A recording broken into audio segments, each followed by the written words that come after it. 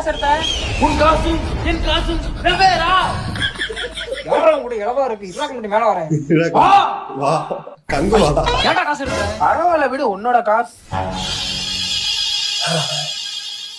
Darling, இந்த ஃபைல பார்க்கும் போது என் மனசுக்குள்ள ஏதோ கங்கு இல்ல டார்லிங், ஏதோ ஃபீலிங்ஸ் ஆகுது டார்லிங்.